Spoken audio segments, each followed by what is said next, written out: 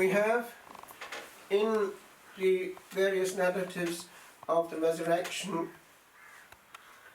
elements of mystery and then progressive revelation. We enter, as we did actually this morn, an atmosphere of obscurity and dark, and then we have this gradual unveiling. Often we have signs of angelic presences and light, dazzling raiment. I'd like to pause on this bright light for a moment today, for it has been there from the first explosion. We don't quite know what happened. Experts who have studied the Holy Shroud all agree that some massive explosion left the imprint. As it happens, we have more careful study going into also the napkin of which we have just heard. It's in Manobello, and we can superimpose one image on the other. The face actually exactly corresponds. Experts have gone further, and they have noticed that in the case of the shroud we have imprints linked with death, blood and so on, a mangled body and face. But we have, in the case of the napkin, which was touching the head directly, something very curious. We have, in the case of the shroud, the dormant Christ. Already the victory has been gained. At that cosmic word, it is accomplished. And only then does he yield up the spirit in full control of the last moment, which is the one that gains victory. He conquered with our flesh. He had to have it, otherwise he couldn't redeem us. From that cross he was saying, I did this because I love you. But at this moment of whatever happened in this strange night, they have detected that in the napkin we have the eyes just opening. And there we have the first breath, as the lips also are just parting. It is the moment of return from that dark area of which we thought yesterday in the silence of the tomb. He went down. And tradition has it that he went down and greeted Adam. He himself was the second Adam. And he, as the authors put it, extended his victorious trophy, his wounded hand, to him and said, arise, you who sleep. And the just could only at that point come into paradise, closed and shielded by the cherubim. Here we have angels shielding the victorious and not the conquered. It doesn't stop there. As soon as Christianity was given freedom by the Edict of Milan in 313,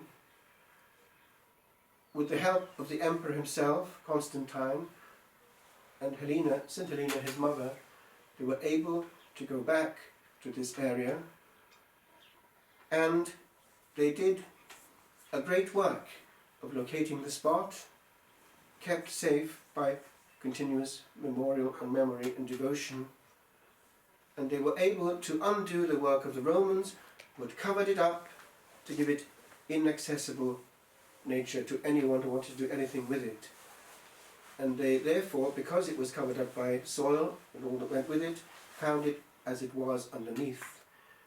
and they found not one but 3 crosses, and they couldn't be sure which one was the real one. At that point, an accident happened. Somebody was killed and fell on one of the 3 crosses and came back to life immediately, and they knew this is the one, and this is the one also on the altar, because it went then eventually to Rome. It's there now at Santa Croce, one of the 7 major basilicas, and because of my link with the Cistercians who had the custody of it for centuries, when I was setting up here, I was given a small splinter. One of my best friends in the priesthood had been guardian of it, and I still keep very much in contact. But it doesn't stop there. When they were building it, essentially the building that we have now, because it's unphotographable, is all over the place, because they were trying to cover the whole area of Calvary and Gethsemane, or not Gethsemane, but the actual tomb area. They're close, it says in the Gospel, because it was close. There we have what actually has gone on ever since. Because when they were building it, one of the bishops actually involved with it prayed. If it was pleasing to God, he would give a sign. And on Easter Saturday, actually, a sign came. The explosion of light came again.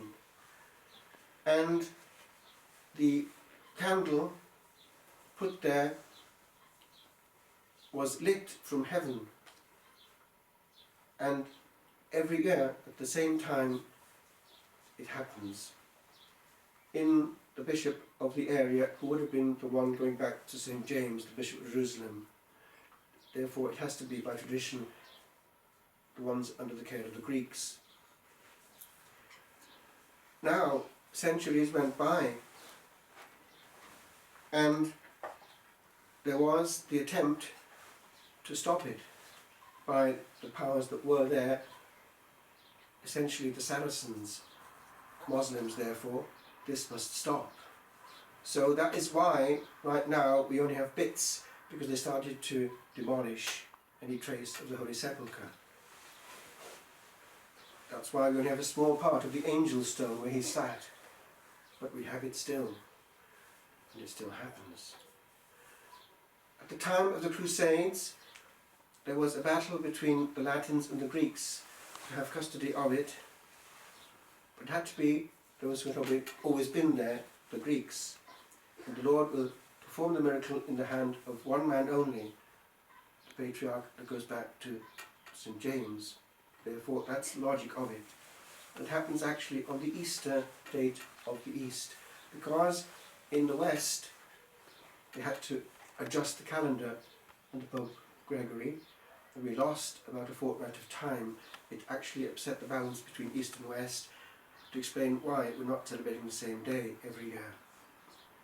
But there's a curious instance which I would like to quote to you. It's what happened when the great Muslim conqueror came. Listen and pay attention. On Easter Eve, the 4th of April 1192, that's just one day out from where we are now, I think, isn't it? Probably the 5th? We're the 4th? Yeah. Oh, it's the very same day! Yeah. Wow! Saladin, surrounded by his retinue, went to the venerable Lord's sepulchre in Jerusalem.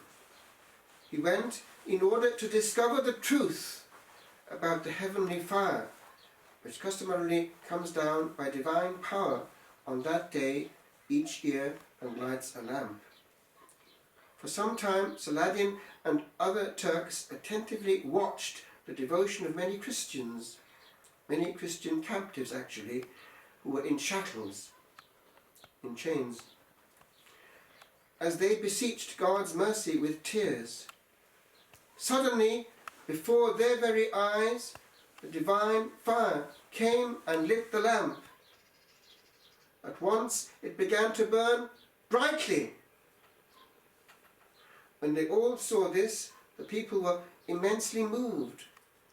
The Christians rejoiced and praised the greatness of God in loud voices, while the Saracens were stunned by such an obvious miracle, denying what they had seen and claiming that the fire was a crafty illusion contrived to fool them.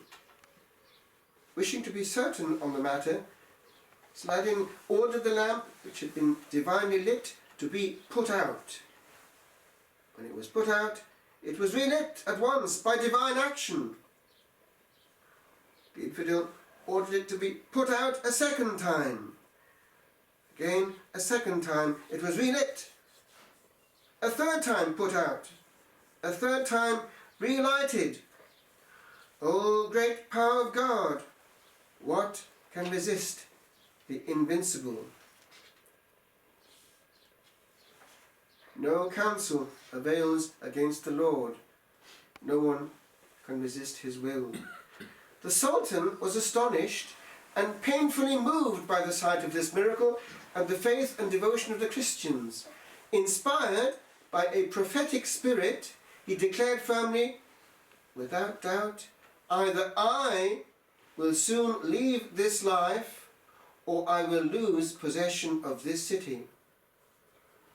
The augury did not deceive him, for Saladin died during the following Lent. Another account, given possibly by an eyewitness, said just before that Lent. I make a jump. It's still happening, and always will. We have testimonies from the very ones actually more than one, of these patriarchs who have had the duty of going in alone into the inner chamber of the tomb. It happens around midday by the sun on the Saturday, Holy Saturday. I quote 2. Your Beatitude is Patriarch Irenaeus, 2005 this interview took place.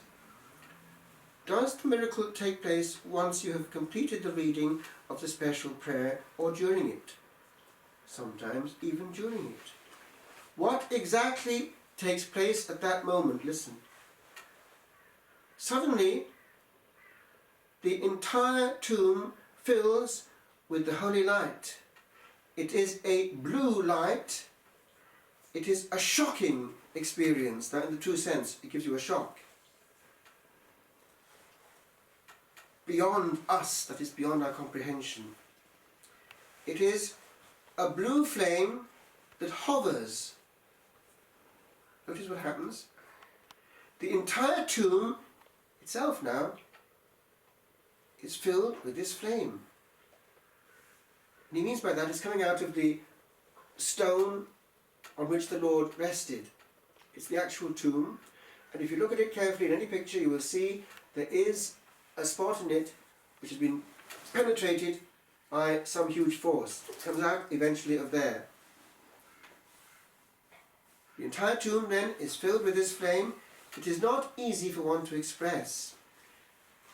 How exactly do the bundles of your candles ignite?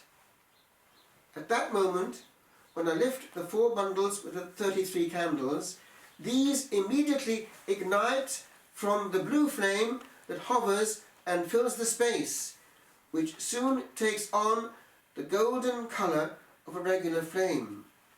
Another of the patriarchs has borne witness that this light eventually makes itself available by condensing itself into an orderly column, for which light can be got.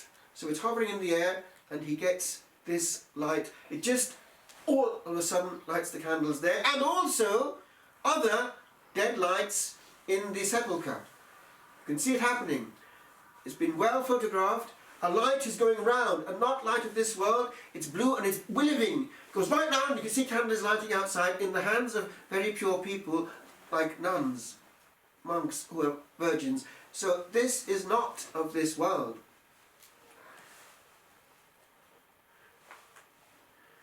Is it true that at that moment the holy fire does not burn? You can actually, if you got it in your hand, in the beginning, about a few minutes, at least 7 or 10 minutes, you can do this with it and it won't burn your face, your beard if you're a man. just is, and it gives you actually a blissful feeling of glory and well-being out of this world. It itself is divine.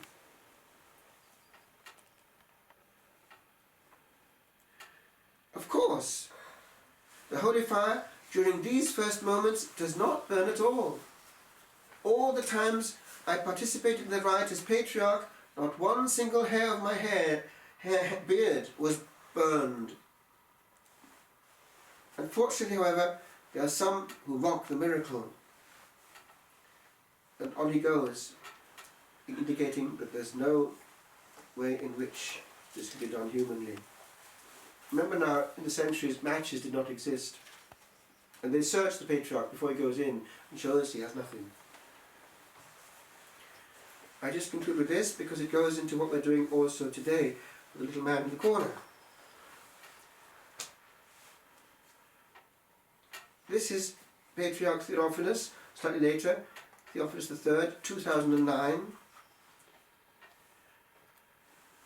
What I can tell you, says the Patriarch, about the rite of the holy fire is that the power of faith is what causes the miracle. It's heaven and earth touching here, but we must believe. Faith, by the way, is being lost. And little man, remember, this is reality. What you're being taught at home and here is the only version of the truth. It's the truth, the whole truth, and nothing but the truth. And as you go through life, you've got your whole life ahead of you, don't ever forget that. The truth is what you're learning at home and here, no matter if it's not cool to believe it as time goes on. It is a soul-stirring experience which one lives at that moment. Now listen to the parallel, because it concerns you, little man, here. And this experience is the same as the experience of the sacrament of the Holy Eucharist. It's that power. You're meeting a force which made you, God. If you've ever seen a picture of the Sistine Chapel, God is giving ignition to Adam. The finger of God is full of energy, voltage. And Adam is coming into being. And for a moment, the spark of life is coming into our first parent. That's the spark of life that is in both the resurrection and in the Holy Eucharist. Because what happens at the consecration, that power, that same power, in a hidden way, normally, makes what is on the altar no longer what you see. So what you see is deceiving you. It's what you believe. That is what it is. It's truly the same one, and that same power that's coming right now to you for the first time.